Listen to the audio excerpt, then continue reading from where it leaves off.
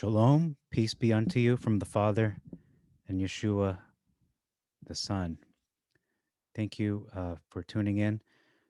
This is Secrets Revealed, the Holy Bible, and this is a channel where we look at the truth about the Bible, where we compare the Septuagint, the scriptures of Jesus Christ's time, Yeshua HaMashiach, and we compare it with the Masoretic text, the translation which 99% of Bibles are based on, and that came again 300 years after Jesus Christ had lived and died and was resurrected. So uh, today we're looking at Deuteronomy chapter 2.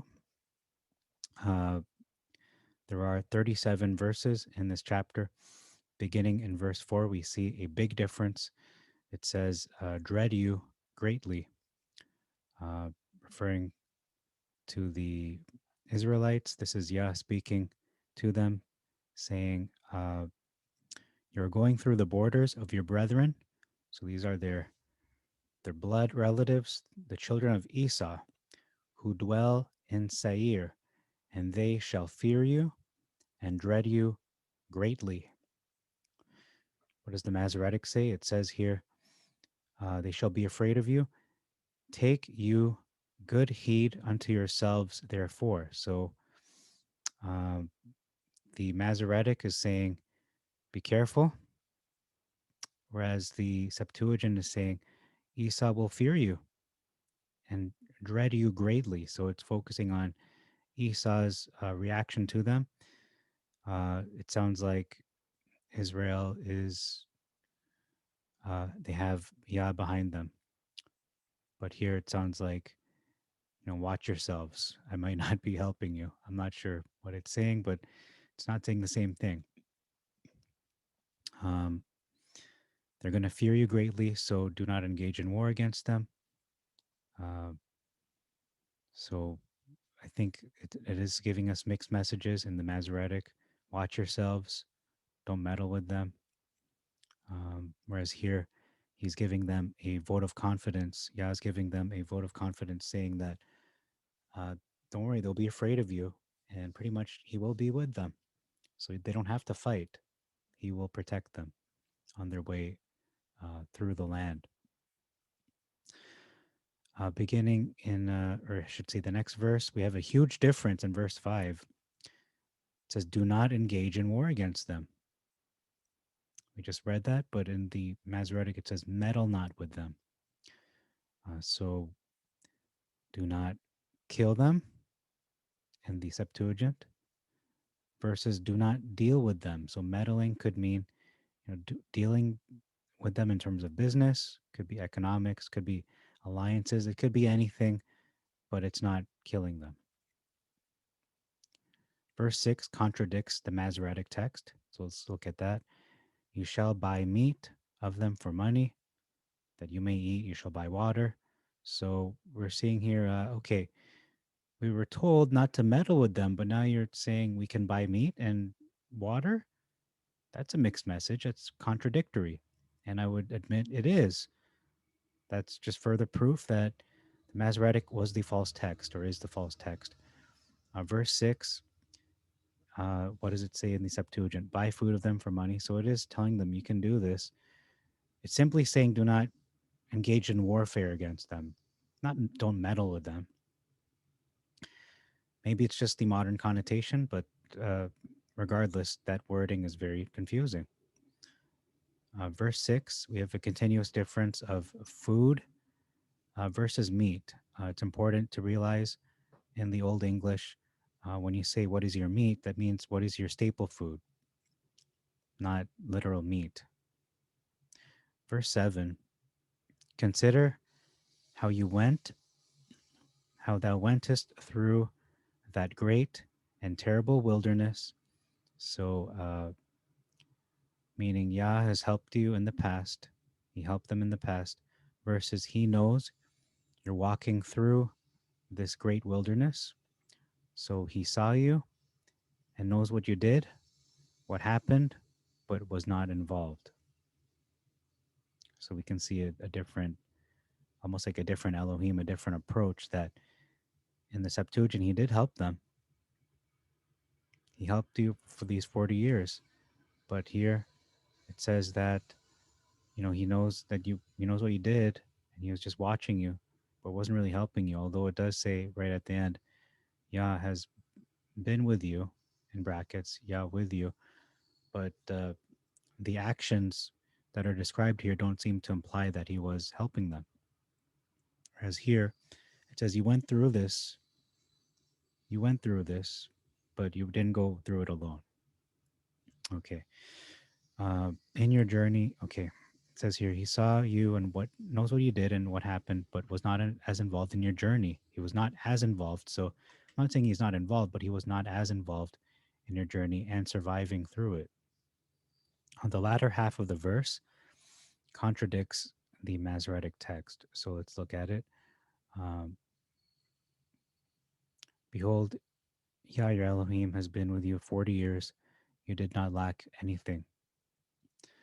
These 40 years, Yah your Elohim with you, you have lacked nothing. Okay, so we can see that he has been with them, but again, it's contradicting the Masoretic text. The first part of the verse is saying, uh, he knows you're walking through this great wilderness. So it sounds like, yeah, again, he was involved, but it's contradicting that.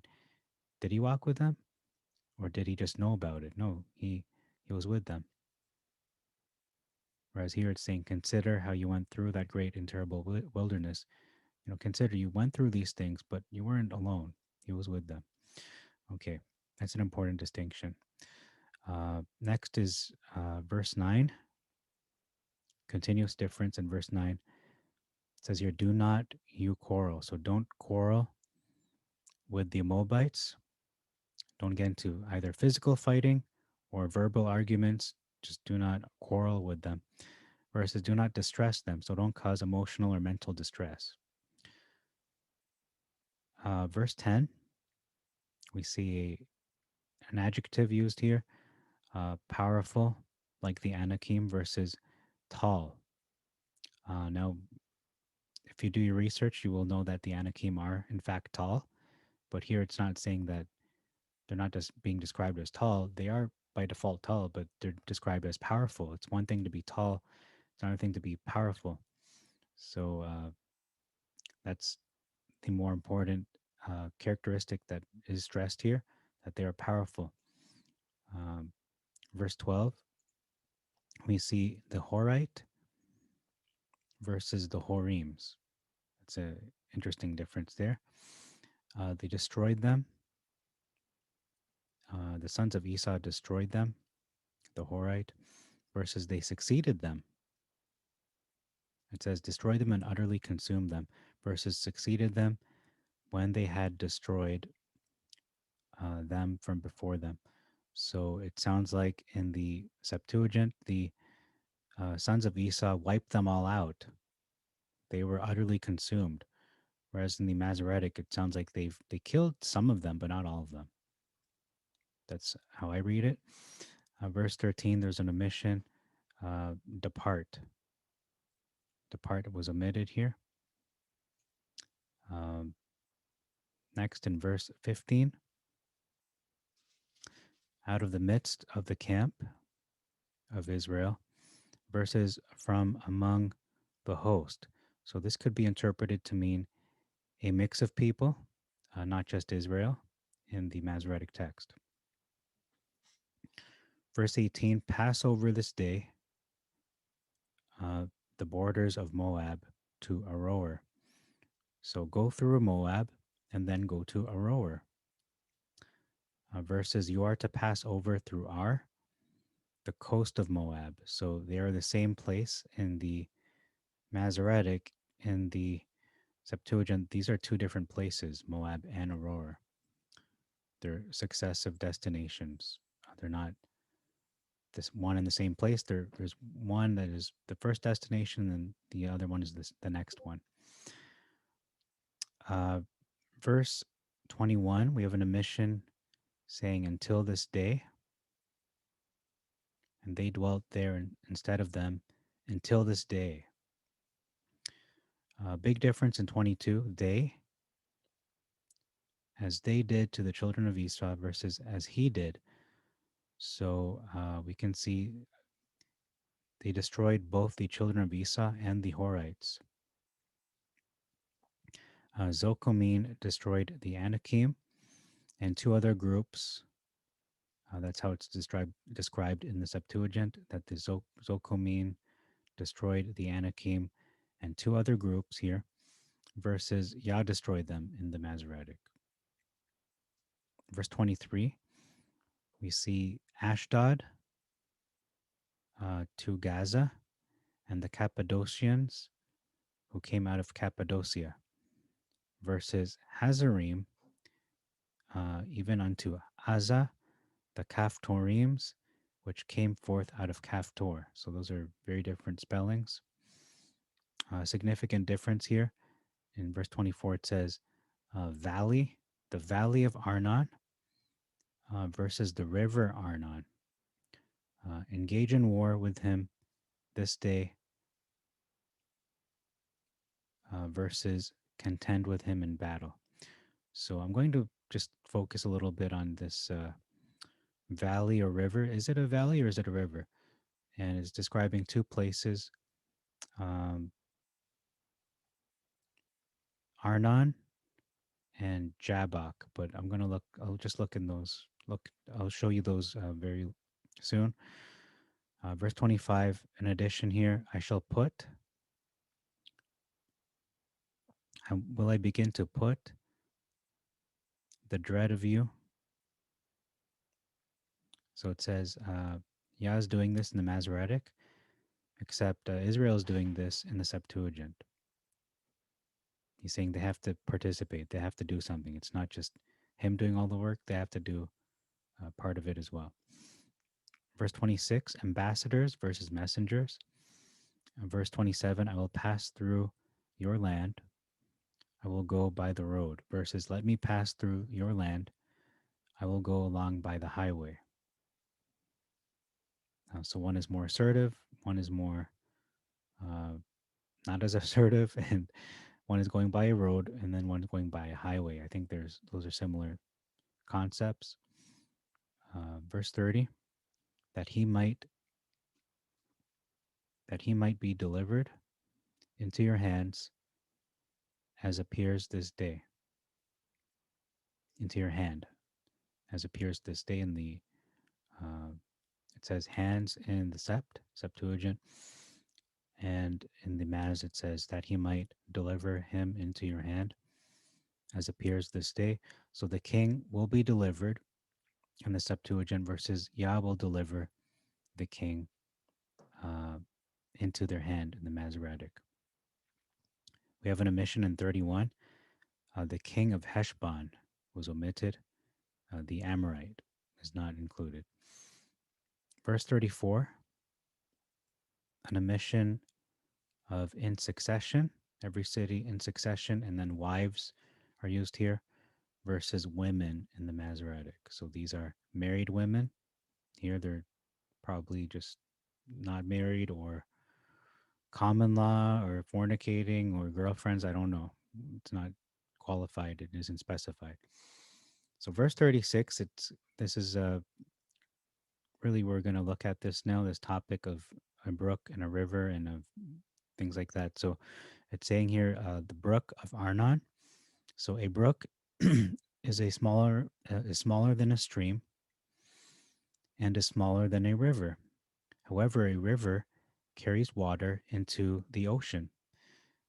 But the Jabbok River or Jabbok Brook, as it is described here, Jabbok and the Arnon, they don't carry water into the ocean. The Jabbok the Jabbok flows into the Jordan River, and the Arnon drains into the Red Sea. So let me show you that. The Jabbok,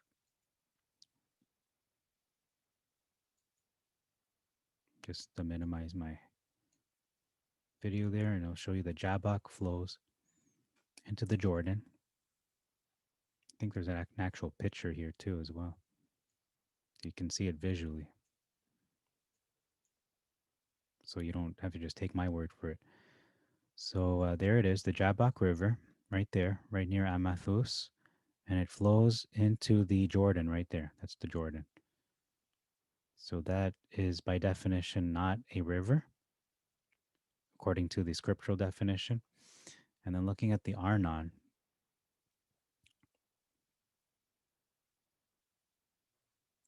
is it a brook or a river? Again, going by the scriptural definition, or actually even by the definition that I looked up, saying that a river flows into the ocean. However, the Arnon River, right there, flows into the Dead Sea. So let's just look at that one more time here. Yeah, the Arnon drains into the Dead Sea, not an ocean. Okay. So I'm going to do that again. Okay. So, and it also says in the valley, which is in the valley versus that is by the river. That's another difference there. And there's an omission of Mount Gilead.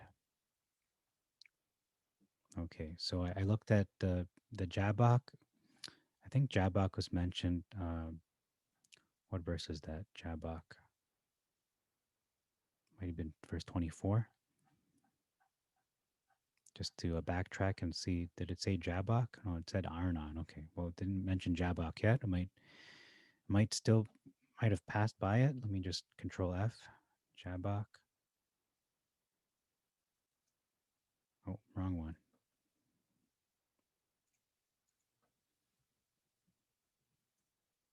Okay, the Jabbok is in verse 37. Okay, I kind of got ahead of myself. So, yeah, so we can see that Mount Gilead has been, the Mount of Gilead as the Mount has been omitted as well. Significant difference here is that escaped us. It says which escaped us. There was not a city which escaped us versus there was not one city too strong for us. And then it says in verse 7. Okay, let me just try to. There you go. So it says here in verse 37, we versus you. We did not draw near. Okay, I'm having some difficulties with this little Control F there. We versus you. We did not draw near to the children of Ammon versus only into the land you came not. Okay, so you can see that difference there. In addition of the word land, land has been added as well. And then mountain versus mountains. And then omission of the word country, the mountain country. And then charged us, as Yah our Elohim charged us, versus nor unto whatsoever Yah our Elohim forbade us. So the expression is positive in the Sept, it is negative in the Masoretic. There's some other topics I would probably cover, not in this video, but maybe in a different one. So that's all I have for Deuteronomy chapter 2. Thank you very much for your time. And may Yah, our Elohim, bless you and make you prosperous. Until next time, you've been watching Secrets Revealed, the Holy Bible. Shalom and peace be unto you.